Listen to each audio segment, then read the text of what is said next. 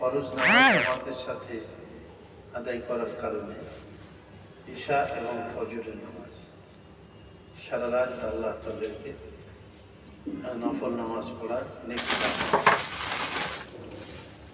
এটা আল্লাহ পাকের অনেক বড় অনুগ্রহ। তারপরে কিছুক্ষণ আমরা কালামে পাকের সান্নিধ্যে বসার তৌফিক লাভ সুযোগ লাভ করেছি। এটা আল্লাহ পাকের পক্ষ থেকে অনেক বড় দয়া আমাদের উপরে।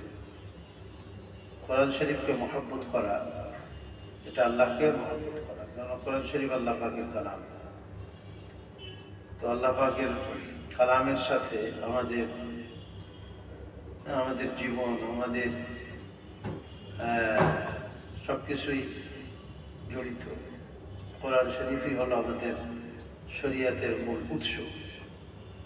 এর থেকেই সমস্ত মাসলা মাসাইল, বাইরি ব্যাখ্যায়, হাদিস শরীফ, শরিয়াতের যত কিছুই আছে সবই কিন্তু কোরআন শরীফ থেকেই নিগৃহীত বা গ্রহণ করা হয়েছে। এই জন্য কোরআনের সাথে সম্পর্ক থাকলে এটা কোরআন শরীফ তাদের জন্য ময়দানে হাসরে আল্লাহ পাকের কাছে সুপারিশ করবে। নবীজি বলছেন যে কোরআন শরীফ থেকে বড় সুপারিশকারী আর কেউ থাকবে না। এই জন্য কোরআনের মজলিসকে পছন্দ করা, বসা, কোনো জানা কোরআন শরীফ তেলাওয়াত করা, কোরআনের মধ্যে যে হুকুম আহকামগুলি আল্লাহ দিয়েছেন এগুলি জানা বোঝার চেষ্টা করা, নিজেও পালন করা, নিজের অধীনস্থ পরিবার পরিজন যারা তারাও যেন এগুলি পালন করতে চেষ্টা করে। আল্লাহ পাক আমাদের সবাইকে তৌফিক দান করেন। আমরা যে আয়াতগুলি আলোচনা চলতেছিল এখান থেকে 10 আয়াত পর্যন্ত আমরা জানি যে হযরত আয়েশা সিদ্দিকা রাদিয়াল্লাহু তাআলা আনহার পবিত্রতার ব্যাপারে নাযিল হয়েছে। ওনার চরিত্রের উপরে যখন মুনাফিকিনরা কালিমা লেপন করলো, তো আল্লাহ পাকের পক্ষ থেকে নবীজির স্ত্রী, তিনি অনেক পবিত্র মানুষ ছিলেন, তো যে কেউ তো নবীর স্ত্রী হওয়ার যোগ্যতা রাখে না, কিন্তু যারা সতী, যারা পাক সাফ, তারাই নবীর স্ত্রী হওয়ার যোগ্যতা রাখে। বিশেষ করে হযরত আবু বকর রাদিয়াল্লাহু তাআলা আনহুর কন্যা হযরত আয়েশা রাদিয়াল্লাহু আনহা, যার থেকে দ্বীন শরীয়তের বহু মাসালা, বহু হাদিস বা বহু দ্বীনি ব্যাখ্যা তার থেকে পাওয়া যায়। হযরত আয়েশা রাদিয়াল্লাহু আনহা থেকে 9 বছর বয়স থেকে 18 বছর বয়স পর্যন্ত, 9 বছরে 18 বছর বয়সে মানুষের কি বা কতটুকু জ্ঞান বুদ্ধি হয়। আমাদের দেশে আইন করছে 18 বছরের আগে বলে বিয়েই হবে না, তার মানে নাবালকই থাকে। তো হযরত আয়েশা রাদিয়াল্লাহু আনহার বয়স যখন 18 হয়েছে তখন নবীজি দুনিয়া থেকে বিদায় নিয়ে গেছেন। তাহলে 9 বছরের সংস্পর্শ, তাও ওনার বয়স যখন 9 বছর হয়েছে তখন নবীজির কাছে আসছে।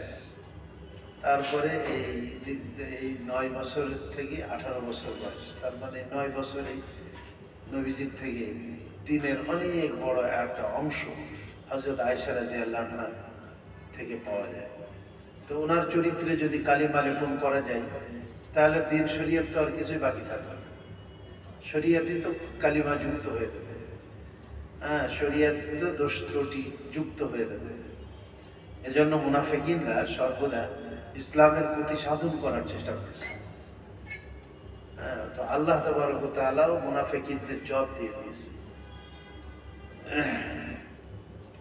তো গত সপ্তাহে সেই আপনার ঐতিহাসিক ঘটনা, যা হযরত আয়েশা রাদিয়াল্লাহু আনহা থেকে, যে মুনাফিকিনরা সুযোগ পাইছে, তো হযরত আয়েশাকে সানিয়া বলা বা ব্যভিচারিণী বলার আপনার তকমা দিয়েছে হযরত আয়েশা রাদিয়াল্লাহু আনহা। আল্লাহ তাবারক ওয়া তাআলা হযরত আয়েশা সহ মুমিনিন যারা ছিলেন তাদেরকে এখানে সান্ত্বনা দিয়েছে। আসলে অনেক সময় পাক পবিত্র মানুষের উপরেও এ ধরনের মুসিবত চেপে বসে, তখন সবর করা ভারী কষ্ট হয়ে যায়, কিন্তু সবর করলে তার ফায়দা আছে। হযরত আয়েশা রাদিয়াল্লাহু আনহা সবর করছেন, নবীজি সবর করছেন, আরো যারা এই পক্ষে ছিলেন তারা ধৈর্য ধারণ করছেন। তো আল্লাহ তাআলা সেই লোহে মাহফুজ থেকে এখানে 10টা আয়াত নাযিল করে দিয়েছেন যে হযরত আয়েশা তিনি পাক সাফ, তিনি পবিত্র, তার চরিত্রের মধ্যে কোনো ধরনের ত্রুটি বিচ্যুতি নেই। বেশ করে শিয়া সম্প্রদায় যারা হযরত আলী রাদিয়াল্লাহু আনহুর মহব্বতে বাড়াবাড়ি করছে, তারা হযরত আবু বকর, হযরত আয়েশা, হযরত উমর এনাদেরকে গালিগালাজও করতে দ্বিধা বা কুণ্ঠা বোধ করে। তো তাদেরও এখানে জগ হয়ে গেছে। আল্লাহ বলছেন যে যারা নাকি এই ডাহা মিথ্যা কথা, ইফক শব্দের অর্থ হলো ডাহা মিথ্যা কথা, অপবাদ, যে যে দোষে দোষী না তাকে সেই দোষে দোষী সাব্যস্ত করা। যে ইফক বলা হয়, ইন্নাল্লাযীনা জাউ বিল ইফকি, যে ওই সমস্ত মানুষ যারা এই ধরনের মিথ্যা একটা অপবাদ রচনা করেছে, রটাই দিয়েছে। উসবাতুম মিনকুম, তোমাদের মধ্যে একটা ক্ষুদ্র দল। মুসলমানদের মধ্যে 3-4 জন ছিল, আর একজন মুনাফিক। মুনাফিক তো মুসলমান, কিন্তু সেও মুসলমানদের মধ্যেই থাকতো। আব্দুল্লাহ ইবনে উবাই, যে মুনাফিকদের সরদার ছিল। আর এমনি ছিল 3 জন সাদা সিধা মুসলমান ছিল, হযরত হামনা, মিস্তাহ, আরেকজন ছিল ওনাদের সাথে হযরত হাসান। এই 3 জন আসলে অনেক সময় সরল মানুষও এই সমস্ত প্যাচে পড়ে যায়। তো এনারা 3 জন আসলে এই কুৎসা রটনার কাজে ওনারা জড়িত না। মেন রটনা করেছে অথবা রচনা করেছে এই আব্দুল্লাহ ইবনে উবাই, যিনি মুনাফিকদের সরদার ছিল মদিনার মধ্যে। সেই ঘটনাটা আবিষ্কার করেছে, আর কয়েকজন ভোলা ভালা মুসলমান তাদের সাথে যুক্ত হয়ে গিয়েছে। সরল মনা তারা।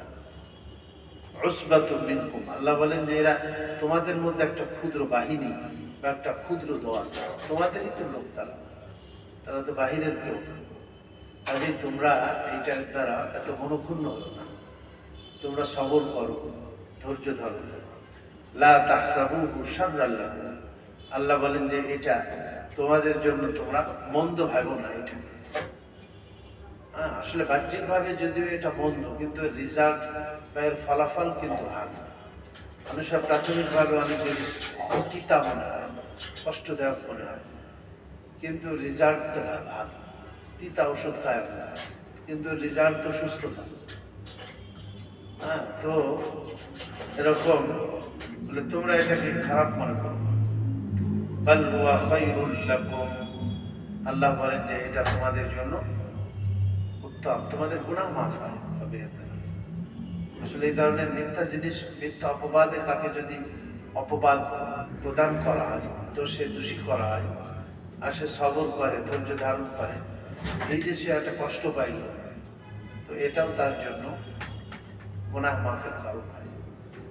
নবীজি বলছেন কারোর পায়ে একটা কাঁটা বিদ্ধ হয়েছে, ছোট্ট একটা কাঁটা বিদ্ধ হয়েছে, তো সে এটা ইন্না লিল্লাহ পড়ছে বা সবর করছে, ধৈর্য ধারণ করছে, তো আল্লাহ তাবারক ওয়া তাআলা এর দ্বারাও তার গুনাহকে মাফ করে দেয়।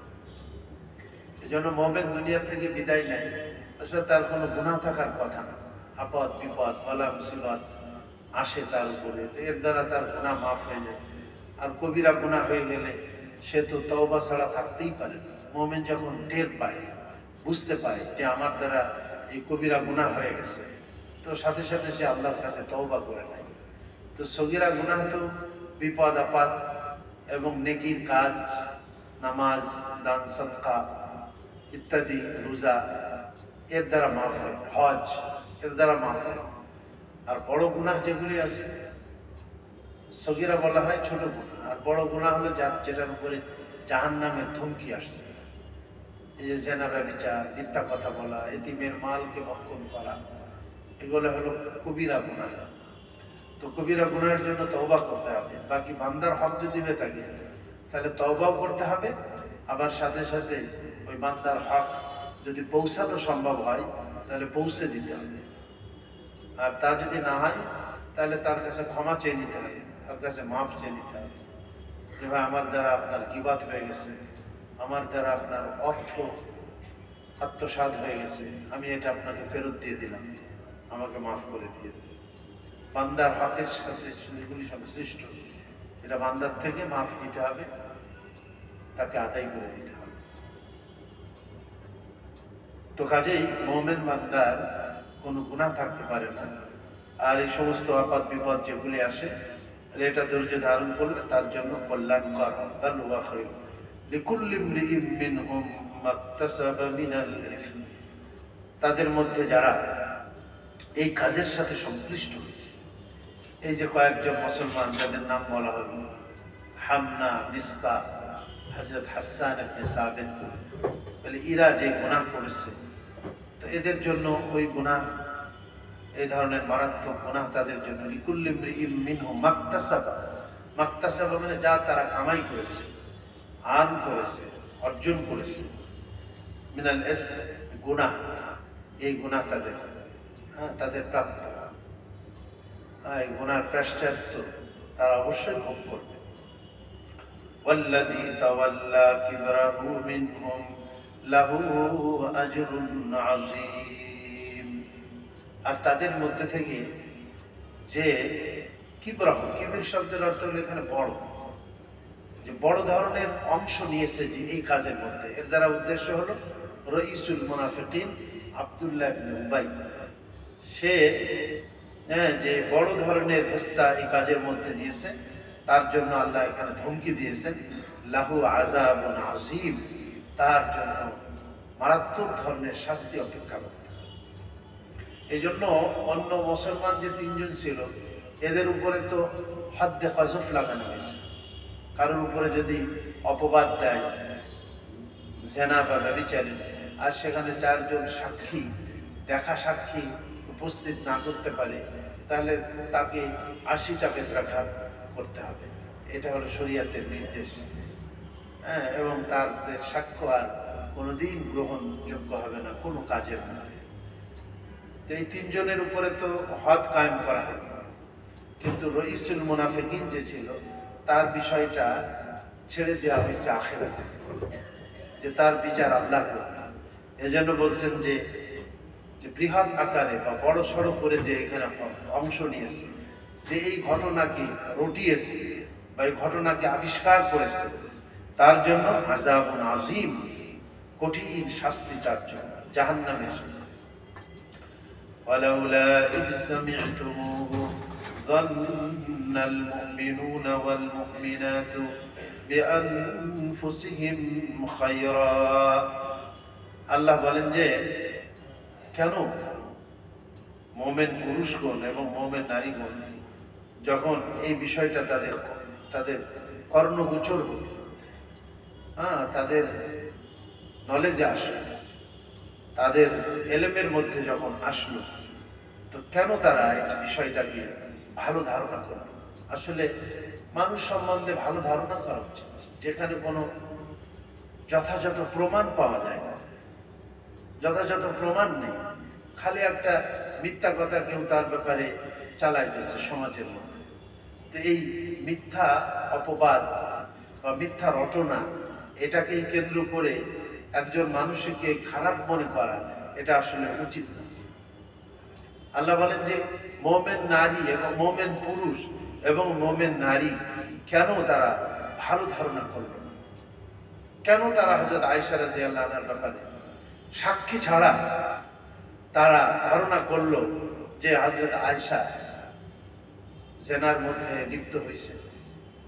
এই ধরনের তাদের তো উচিত ছিল যে যখন এই ঘটনা তাদের কানে আসছে সাথে সাথে এই কথা বলা যে এটা সম্ভব, এটা হতেই পারে না। এই ধরনের কথা কেন বলল না?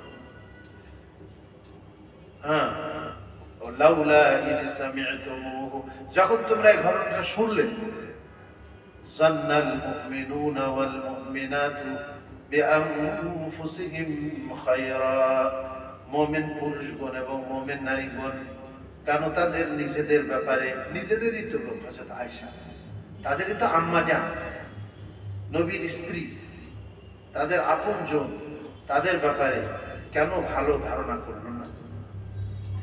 অকালু, এবং তারা কেন এই কথা বলল না? হাদা ইফকুম মুবিন, নিশ্চয় এটা স্পষ্ট মিথ্যা। ইফকুন মানে কি? মিথ্যা কথা, স্পষ্ট মিথ্যা কথা। এটা কেন তারা বলল না? এই জন্য কোনো ঘটনা কানে আসলে আসলে দলিল প্রমাণ যদি না থাকে, তাহলে সেখানে সে ধরনের কথা রটনা করা বা সে ধরনের কথা বলে একজন মানুষকে হেয় প্রতিপন্ন করা, ছোট করা, খাটো করা, সমাজে তাকে অপমান করা, এটা উচিত নয়। লাউলা জাউ আলাইহি বিআরবাতি শুহাদা, কেন তারা এই ঘটনার উপরে 4 জন সাক্ষী হাজির করে নাই? 4 জন সাক্ষী। হযরত আয়েশা রাদিয়াল্লাহু আনহার উপরে যে তারা অপবাদ দিয়েছে, এ ব্যাপারে 4 জন সাক্ষী কেন তারা হাজির করতে পারল না? ফাইদ লাম ইয়াতু বিশুহাদাই, যখন তারা সত্যি সত্যি এই 4 জন সাক্ষী উপস্থিত করতে পারে নাই, ফাউলাইকা ইনদাল্লাহি হুমুল কাযিবুন, তাহলে সত্যি আল্লাহ পাকের কাছে তারাই মিথ্যাবাদী। হযরত আয়েশা মিথ্যাবাদী না, হযরত আয়েশা জিনাকারিনী না, নবীর স্ত্রী, যার মাধ্যমে আল্লাহ দ্বীন শরীয়তের অনেক বড় অবদান, যার মাধ্যমে আল্লাহ রাব্বুল আলামিন রাখতে চাচ্ছেন। এই জন্য হযরত আয়েশাকে আল্লাহ নির্বাচিত করেছেন নবীর স্ত্রী হিসেবে। সবার দ্বারা তো সব কাজ হয় না। আল্লাহ ওনাকে সেই ধরনের ব্রেন দিয়েছিলেন, সেই ধরনের যোগ্যতা দিয়েছিলেন। হযরত আয়েশা রাদিয়াল্লাহু আনহা নবীর থেকে প্রায় 2000 হাদিসের মতো নাকি এরকম প্রায় হযরত আয়েশা রাদিয়াল্লাহু আনহা থেকে বর্ণিত। হযরত আবু হুরায়রার পরে সবথেকে বেশি হাদিস হযরত আয়েশা রাদিয়াল্লাহু আনহা থেকে আসছে।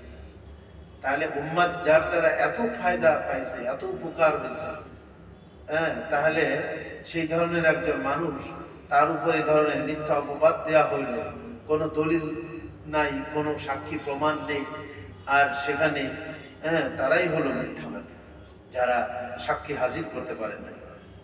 ওয়ালাউলা ফাযলুল্লাহি আলাইকুম ওয়া রাহমাতুহু ফিদ দুনিয়া ওয়াল আখিরাহ লামাসসাকুম ফীমা আফাদতুম ফীহি আযাবুন আযীম, যদি তোমরা 1 মাস পর্যন্ত এই কথাটা পুরা মদিনার মধ্যে রটলো, মিথ্যা কথা, তো যদি আল্লাহর রহমত না হতো তোমাদের উপরে, আল্লাহর অনুগ্রহ না হতো দুনিয়া এবং আখিরাতে, তাহলে তোমরা যে কাজ করেছো এই কাজের দ্বারা তোমাদের উপরে কঠিন শাস্তি, বড় ধরনের শাস্তি তোমাদের উপরে চলে আসে। কিন্তু আসলে আল্লাহর রহম আছে, আল্লাহর মেহেরবানি আছে। আমরা যত অন্যায় কাজ করি, আল্লাহর রহম বা আল্লাহর দয়া যদি আমাদের উপর না হইতো, তাহলে তো আল্লাহ আমাদেরকে মাটির নিচেই কি গুঁতে ফেলতে পারতেন, ধসায় দিতে পারতেন, ভূমিকম্প দিয়ে আল্লাহ সাথে সাথে আমাদেরকে ধ্বংস করে ফেলতে পারতেন। আল্লাহ তাআলা আমাদের জবানকে বন্ধ করে দিতে পারতেন, আমাদের উপরে যে কোনো শাস্তি আসমান থেকে পাথর বর্ষণ করতে পারতেন। আল্লাহ পারতেন। দেখেন না, ক্যালিফোর্নিয়া কি কি কি শহর জানো এটা? Los Angeles. দেখেন কত ফাহিশা কাম সেখানে হয়। আল্লাহ ওদেরকে একটু ঝলক দেখাই দিল, আল্লাহ আগুনের একটু ঝলক ওদের উপরে দেখাই দিল। তো আল্লাহ তো আসলে করতে পারেন, কিন্তু দুনিয়াতে তো আখিরাতের মতো শাস্তি দিবেন না। হয়তো একটা দুক্কা অনেক সময় এটা দেয়, যেমন আব্রাহা বাহিনীকে, হস্তি বাহিনীকে ছোট ছোট ওই পাখির মানে আপনার ওই 2 পায়ে 2টা পাথর আর ঠোঁটে 3টা পাথর, এক একটা পাখি, তো হাজার হাজার পাখি আল্লাহ পাঠাই দিলেন, আর ওই পাথর হাতির উপরে বর্ষণ করলো, আর হস্তি বাহিনী খতম করে দিল নিমিষের মধ্যে। ফাজআলাহুম কাআসফিন মাকুল, বলে চর্বিত ঘাস, যেভাবে গরুর ওই ভুঁড়ির মধ্যে যে ঘাসগুলি যেরকম মানে একেবারে চূর্ণ বিচূর্ণ হয়ে যায়, ঠিক ওরকম বানাই দিল আল্লাহ। তো আল্লাহ ইচ্ছা করলে তো দুনিয়াতে, কিন্তু দুনিয়াতে আল্লাহ মালিকি ইয়াউমিদ্দিন, প্রতিদান দিবস একদিন আছে, সেই প্রতিদান দিবসে আল্লাহ সেই দিন রাখছে। কিন্তু মানুষের শিক্ষার জন্য মাঝে মধ্যে একটা দুঃখা ঘটনা এ ধরনের ঘটাই দেন আল্লাহ। তো আল্লাহর রহমত এবং আল্লাহর অনুগ্রহ যদি না হতো তাহলে তোমরা কেউ বাঁচতে পারতে না। তোমরা কেউ এই ধরনের জঘন্যতম একটা কাজ মুনাফিকিনরা রটাই দিল, আর তোমরাও মনে মনে ধারণা করতে লাগলে যে মনে হয় এটা সত্য, বলে এইটা তোমাদের উপরে আযাবুন আযীম, মানে কি কঠিন এক শাস্তি তোমাদের উপর। ইস্তালাক্কাউনাহু বিআলসিনাতিকুম, যখন এই ঘটনাটা তোমরা তোমাদের জবানের দ্বারা রটতেছিলে, বলতেছিলে। জবান দিয়ে আমরা কত মিথ্যা কথা রটি, মিথ্যা কথা বলি। আল্লাহ বলেন যে এই ধরনের জঘন্যতম মিথ্যা কথা তোমরা জবানে রটতেছিলে, তালাক্কাউনাহু বিআলসিনাতিকুম, জবান দিয়ে তোমরা এটা রটতেছিলে। ওয়া তাকুলুনা বিআফওয়াহিকুম, এবং তোমাদের মুখ দিয়ে এই ধরনের জঘন্যতম কথা তোমরা বলতেছিলে। মা লাইসা লাকুম বিহি ইলমুন, যে ব্যাপারে তোমাদের প্রকৃত জ্ঞান ছিল না, প্রকৃত ধারণা তোমাদের ছিল না।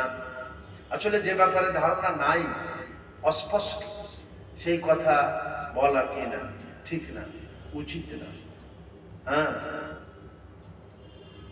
ওয়া তাহসাবুনাহু হাইয়্যিনা, অথচ তোমরা এই ঘটনাটাকে বড় সহজ মনে করতেছিলা।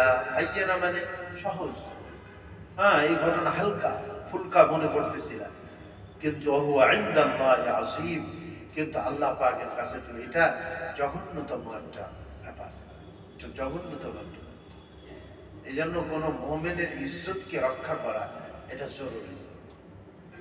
একবার হযরত আব্দুল্লাহ ইবনে ওমর সম্ভবত কাবা ঘরকে রক্ষা করে বলতেছিলেন, হে কাবা ঘর, তোকে না আল্লাহ কত ইজ্জত দিয়েছে, কত সম্মান তোকে দিয়েছে, তবে তুই জেনে রাখিস এই কথা যে তোকে যে সম্মান আল্লাহ দিয়েছে তার থেকে একজন কলেমাওয়ালা মুমিন মুসলমানের সম্মান তোর থেকেও বেশি আল্লাহ পাকের কাছে। এই জন্য একজন ফার্সি কবি তিনি বলছেন, মাই খরো মুসহাফ বাসোজো আতে শান্দার কাবাসান, মাই খরো মুসহাফ বাসোজো আতে শান্দার কাবাসান, সাকেনে বুত খানা বাসি মর্দমা জারি মাকুন। যে তুমি শরাবও পান করতে পারো, একদম জঘন্যতম পাপ এটাও করতে পারো। মুসহাফ বাসোজো, কোরআন শরীফের মধ্যে আগুন দিয়ে জ্বালায়ও দিতে পারো। আতে শান্দার কাবাসান, কাবা ঘরের মধ্যে আগুন লাগাইয়া দিতে পারো। কিন্তু তুমি কি করো না, হ্যাঁ, কিন্তু একজন মুসলমানের মনের মধ্যে কষ্ট তুমি দিও। দিল গুজারগাহে জলিলে আকবার আস্ত, কাবা বুনিয়াদে খলিলে আজহার আস্ত, দিল গুজারগাহে জলিলে আকবার আস্ত। কাবা তো বানাইছে হযরত ইব্রাহিম খলিল, আর এই দিলটা বানাইছে কি? আল্লাহ। তো দিলের মধ্যে আল্লাহ থাকে, আর ওই ঘর বানাইছে হলো ইব্রাহিম খলিল। তো কাজেই আমাদের অনেক চিন্তা করা উচিত। এই জন্য নবীজি বলছেন, আল মুসলিমু মান সালিমাল মুসলিমুনা বিল লিসানিহি ওয়া ইয়াদিহি, মুসলমান হলো ওই ব্যক্তি যার জবান দ্বারা, যার হাত পা অঙ্গ প্রত্যঙ্গ দ্বারা, আচার আচরণ দ্বারা, কথার দ্বারা অন্য মুসলমান নিরাপদ থাকে। নিরাপদ, পাড়া প্রতিবেশী, বন্ধু বান্ধব, আশপাশের মানুষ তার দ্বারা কোনো কষ্ট পায় না। এইটা হলো প্রকৃত মুসলমান। তবে এখানে একটা জিনিস আছে, দেখেন, অনেক সময় মানুষের দোষ ত্রুটি যেটা তার ব্যক্তিগত জিনিস, এটা তো বলা যাবে না, ঠিক আছে, কিন্তু যে দোষ ত্রুটিগুলি মুতাআদ্দি হয়, মুতাআদ্দি মানে কি? অন্যের দিকে ধাবিত হয়, অন্য তার দ্বারা সংশ্লিষ্ট হয়ে যায়, সেখানে কিন্তু আলেমদের দায়িত্ব সেটা বলা। হ্যাঁ, যেমন দেখেন কাদিয়ানি, গোলাম আহমদ কাদিয়ানির কি আকীদা, অনেকেই এই আকীদা পোষণ করে সে দেখা যাচ্ছে ইসলাম থেকে সরে যাচ্ছে। এই জন্য গোলাম আহমদ এর কাদিয়ানিদের যে আকীদা, যা ঈমানকে ধ্বংস করে দেয়, এগুলি কিন্তু পাবলিককে বলতে হবে। এরকম কত ফেরকা আছে, শিয়া ফেরকা আছে, তাদের এই আকীদাগুলা বলতে হবে। কোনো একজন ব্যক্তি সে মানুষকে গোমরাহ করতেছে, তার আমল, তার ঈমান দ্বারা মানুষ বিপদগামী হয়ে যাচ্ছে, তাহলে উলামাদের কর্তব্য সেখানে সেই ব্যক্তি সম্বন্ধে মানুষকে অবহিত করতে হবে যে দেখো তোমরা তার এই সমস্ত আকীদা, এগুলা ভ্রান্ত আকীদা, এগুলির থেকে তোমরা কি থাকবে, বেঁচে থাকবে। তারপরে ধরেন বিবাহ শাদীর ক্ষেত্রেও কিন্তু দোষ ত্রুটি চর্চা করা যায় আছে। যেন আপনি এক জায়গায় মেয়ে বিবাহ দেবেন, ছেলে সম্বন্ধে একজন লোকের কাছে আপনি জিজ্ঞেস করলেন যে ভাই এই ছেলেটা তো তোমাদের প্রতিবেশী, এই ছেলেটা সম্বন্ধে তুমি কি জানো বলো। এখন আপনি যদি তার দোষ ত্রুটি জেনে থাকেন আর এটা যদি এই ক্ষেত্রে গোপন করেন তাহলে তো আপনি গুনাহগার হবেন। এটা এখানে অবশ্যই আপনাকে কি করতে হবে, বলতে হবে যে না এই ছেলেটার মধ্যে এই দোষ ত্রুটি আছে বা এই গুণ আছে, এই আছে সেই আছে। বিচার ক্ষেত্রে, সাক্ষ্য দেওয়ার ক্ষেত্রে, সাক্ষ্য দিতে গিয়ে ওই যে সংশ্লিষ্ট ব্যক্তি যার ব্যাপারে আপনি সাক্ষ্য দিতেছেন তার দোষ ত্রুটি বা তার সে কিসে দোষী, এটা কাজীর সামনে বা জজের সামনে এটা অবশ্যই আপনাকে কি করতে হবে, বলতে হবে। হাদিস রেওয়ায়াত করার ক্ষেত্রে, হাদিস বর্ণনা করার ক্ষেত্রে এই যে এই হাদিসটা সহিহ না এই হাদিসটা জয়ীফ, যারা বর্ণনাকারী আছে, নবীজি সাহাবী পর্যন্ত ঠিক আছে। কোন সাহাবী যদি হয় নবীর সাহাবী, তাহলে তার চরিত্র নিয়ে আমরা কোনো আলোচনা করব না। নবীর সাহাবী সবাই সত্য দেয়, কিন্তু সাহাবীর পরবর্তীকালে আসার পরে যারা হাদিস বর্ণনা করছে অনেক সময় দেখা যায় যে তাদের ভিতরে বিভিন্ন রকমের খারাপ মানুষ আছে। তাদের চরিত্র এটা নিয়ে বিস্তর আলোচনা করা হয়েছে, আসমাউর রিজাল বলা হয় এটাকে। তো এইখানে আপনার রাবীর বর্ণনাকারী এই হাদিসের এইখানে যে দোষ ত্রুটি আছে সেটা কিন্তু জানাইতে হবে, তা না হলে ওই হাদিসটা দেখা যাবে যে পাবলিক গ্রহণ করে তারা মানে বিভ্রান্ত হবে, অথচ ওটা নবীর হাদিসই না, এরকম আছে। তো কিছু কিছু ক্ষেত্রে শরীয়তে মানুষের দোষ ত্রুটিকে প্রকাশ করা এটা শুধু বৈধ না, বরঞ্চ জরুরি হয়ে পড়ে। আর এখানে যেগুলি বলা হচ্ছে এটা এমন জিনিস যেটা তার ব্যক্তিগত ব্যাপার, যেটা যার দ্বারা অন্য মানুষ বিভ্রান্ত হওয়ার কি নাই, তেমন কোনো সম্ভাবনা নাই। যাক, তো আল্লাহ বলেন যে বিষয়টি তোমরা অনেক সহজ মনে করতেছিলে, কিন্তু বিষয়টি আল্লাহ পাকের কাছে অনেক কঠিন ছিল। কেন তোমরা যখন শুনছো তখন মা কুলতুম, তোমরা এই কথা কেন বলো নাই, মা ইয়াকুলু লানা আন নাতাকাল্লামা বিহাযা, আমাদের জন্য উচিত না এই ব্যাপারে কথা বলা। এই কথাটা কেন তোমরা বলো না, কেন তোমরা এইটা চর্চা করছো? আল্লাহ পাক আসলে এই মুমিন মুসলমান যারা এইটার সাথে সংশ্লিষ্ট হয়ে গেছিল তাদেরকে ধমক দিতেছেন এখানে। সুবহানাকা, আল্লাহ পাক সমস্ত দোষ ত্রুটি থেকে পবিত্র। হাদা বুহতানুন আযীম, এই কথা নবীর স্ত্রীর ব্যাপারে এই কথা তোমাদের কানে আসার সাথে সাথেই তোমাদের বলা উচিত ছিল এটা তাহা মিথ্যা কথা। বুহতানুন আযীম মানে কি? আযীম মানে বিশাল, বুহতান মানে মিথ্যা। এটা মিথ্যা অপবাদ ছাড়া আর কিছুই না, এটা তোমাদের বলা উচিত ছিল। ইয়াইযুকুমুল্লাহ, আল্লাহ তোমাদেরকে ওয়াজ করতেছেন, নসিহত করতেছেন, আনতাউদু লিমিসলিহি আবাদা, খবরদার ভবিষ্যতে তোমরা কোনোদিন এই ধরনের কার্যকলাপ আর করবে না। এই ধরনের যার কোনো অস্তিত্ব নাই, যার কোনো ভিত্তি নেই, সেই কথাগুলি তোমরা সমাজের ভিতরে প্রচার করে দিয়ে কাউকে হেয় প্রতিপন্ন করবে, এ ধরনের কখনোই তোমরা করবে না। আনতাউদু লিমিসলিহি আবাদা ইন কুনতুম মুমিনিন, যদি তোমরা প্রকৃত ঈমানদার হয়ে থাকো। ওয়া ইউবাইয়িনুল্লাহু লাকুমুল আয়াত, নিশ্চয়ই আল্লাহ তার বিধান এইভাবে বর্ণনা করেন। আল্লাহু আলিমুল হাকিম, আল্লাহ তাবারক ওয়া তাআলা তিনি সবকিছু জাননেওয়ালা এবং তিনি হিকমতওয়ালা। তিনি যে সমস্ত হুকুম আহকাম দিয়েছেন এর মধ্যে হিকমত আছে, আল্লাহ পাক রহস্য আছে আল্লাহ, এজন্য তিনি হাকিম। তিনি হিকমত। এই যে ধরেন এই স্বামী স্ত্রীর মধ্যে যদি এই ধরনের ঝামেলা হয়ে যায়, যেমন লিআনের কথা আগে গেছে, তাহলে সেইখানে তো ধরেন আপনার স্বামী স্ত্রীর উপরে ধরনের একটা অপবাদ দিয়ে দিন বা দেখছে সত্যি সত্যি, এখন স্বামী স্ত্রী ওইটার সাথে ওই গুনাহের সাথে সংশ্লিষ্ট হয়ে গেছে, স্বামীও চাক্ষুষ দেখছে, কিন্তু এই সময় তো তার পক্ষে সাক্ষী হাজির করা, 4 জন লোক হাজির করা, এটা তো সম্ভবপর না। তাহলে আর এটা সে না না বলেও থাকতে পারতেছে না, এখন সে বলেছে, তাহলে তো স্বামীর উপরে, যেহেতু এখানে সাক্ষী নাই তার, তাহলে স্বামীর উপরে 80 বেত্রা হাত লাগবে। কিন্তু সে তো সত্যবাদী। হ্যাঁ, আবার স্ত্রী যদি এইটার স্বীকার করে নাই, তাহলে তো স্ত্রীর উপরে আসবে রজম। রজম মানে তাকে তো সংসার করা হবে, পাথর দিয়ে তাকে হত্যা করা হবে, পাথর মারা হবে। তো আল্লাহ তাবারক ওয়া তাআলা হিকমত, যে স্বামী স্ত্রীর ব্যাপার যদি হয়, তাহলে সেখানে স্বামীও কি করবে, কসম করবে 4টা, তারপরে 5ম নম্বরে বলবে যে আল্লাহর লানত আমার উপরে যদি আমি মিথ্যাবাদী হই।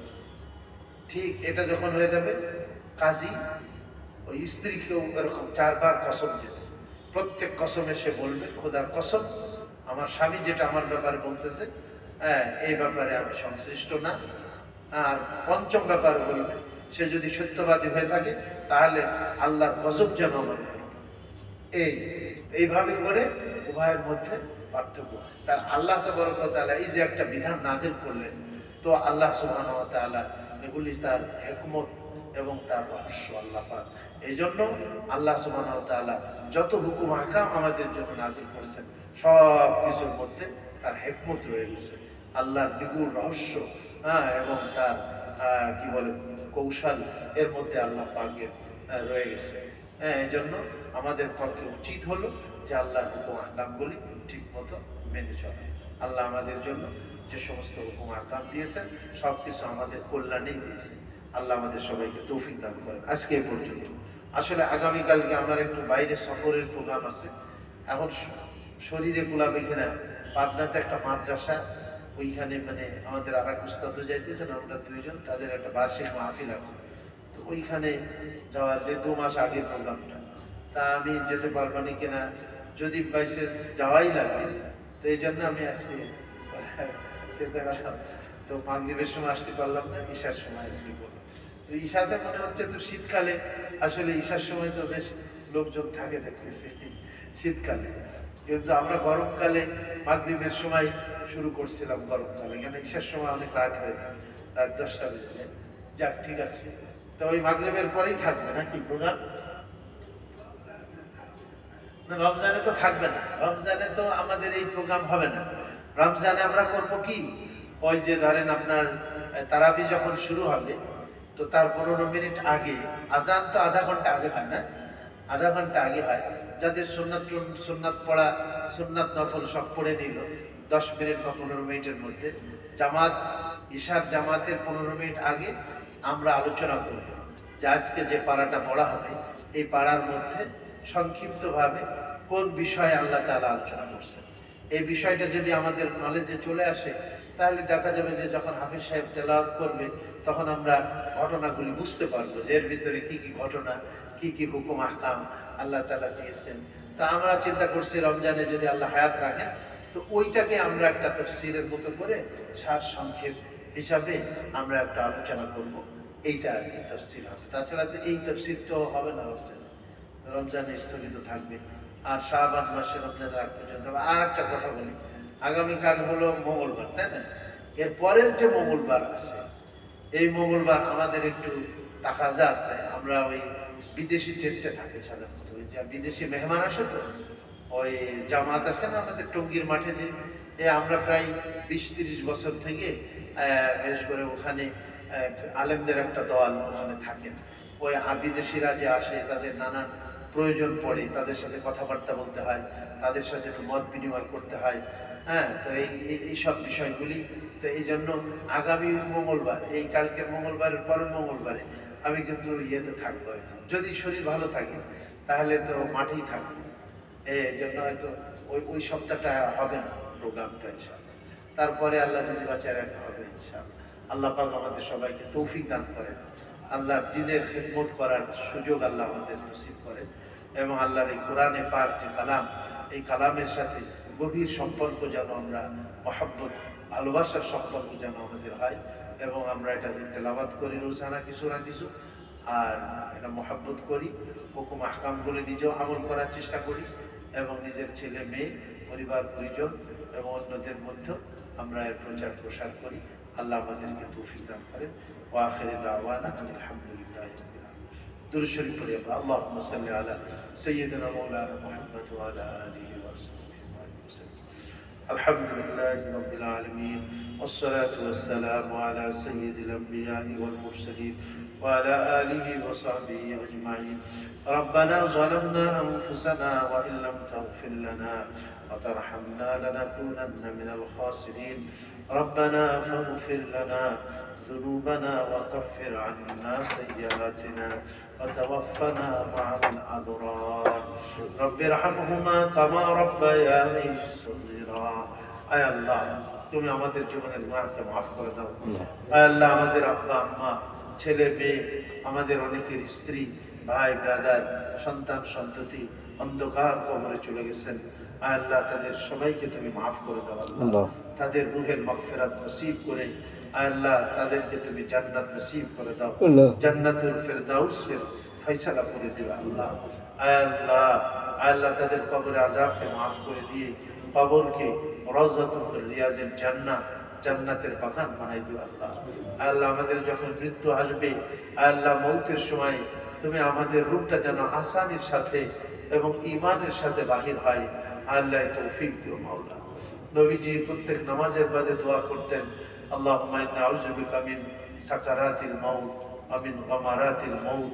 আল্লাহ, মৃত্যুর যন্ত্রণা ও মৃত্যুর কষ্ট থেকে আমি তোমার কাছে পানাহ চাইতেছি। আল্লাহ, তুমি আমাদের সবাইকে মৌতের সময় আসানি করে দিও আল্লাহ। কলেমার সাথে ঈমানের সাথে আমাদের মৃত্যু নসিব করে দিও আল্লাহ। একদিন তো যেতেই হবে দুনিয়ার থেকে। আয় আল্লাহ, আমাদের যাওয়াটা যেন আয় আল্লাহ ভালো অবস্থায় হয়, ঈমানের সাথে এবং তোমার নেককার ঈমানদার মুমিন যারা বান্দা তাদের মধ্যে তুমি আমাদেরকে শামিল করে দিও আল্লাহ। মেহেরবানি করে যতদিন হায়াত থাকে ততদিন তোমার হুকুম আহকামের উপরে আমাদের অবিচল থাকার তৌফিক দিও আল্লাহ। কোরআনে কারীমের উপরে আমাদেরকে জমে থাকার তৌফিক নসিব করে দিও মাওলা। তোমার পাক কালামকে মহব্বত করা, ভালোবাসা এবং এই পাক কালাম যাদের সিনার মধ্যে আছে তাদেরকেও ভালোবাসা এবং ময়দানে হাসরে এই পাক কালামের সুপারিশ আমাদের সবাইকে তুমি নসিব করে দিও আল্লাহ। আমাদের মধ্যে অসুস্থ যারা তাদের অসুস্থতাকে দূর করে দাও, যারা পেরেশান তাদের পেরেশানি তুমি দূর করে দাও, যারা অভাবী তাদের অভাবকে দূর করে দাও, ঋণের ঋণ পরিশোধের ইন্তজাম করে দাও। আয় আল্লাহ, তোমার হুকুম আহকাম, পাঁচ ওয়াক্ত নামাজ সহ যাবতীয় হুকুম আহকাম মেনে চলার তৌফিক আমাদের নসিব করে দাও। তোমার হাবিবের সুন্নাত অনুযায়ী আমাদের জিন্দেগি যাপনের তৌফিক দাও। তোমার হাবিবের সাথে যেন আমাদের এই সুন্নাত আদায় করার মধ্য দিয়ে আয় আল্লাহ আমাদের সম্পর্ক তৈরি হয়। আয় আল্লাহ, যার বিনিময়ে তার সুপারিশ আমাদের নসিব হয়, তুমি আমাদের তৌফিক দিও। তার দস্তে মুবারকে ময়দানে হাসরে আমাদের জন্য হাউজে কাউসারের পানি তুমি নসিব করে দিবে আল্লাহ। মেহেরবানি করে তুমি আমাদের যারা আমরা এখানে হাজির আছি আমাদের সবাইকে তুমি কবুল করে নাও আল্লাহ। আল্লাহ, আমাদের মসজিদকে, আমাদের মসজিদের মুসল্লিদেরকে, আমাদের এলাকাবাসীকে তুমি কবুল ও মঞ্জুর করো মাওলা। আল্লাহ, তুমি আমাদের দোয়াকে قبول فرماؤ. ربنا تقبل منا إنك أنت السميع العليم وتب علينا إنك أنت التواب الرحيم. سبحان ربك رب العزة عما يصفون وسلام على المرسلين والحمد لله رب العالمين.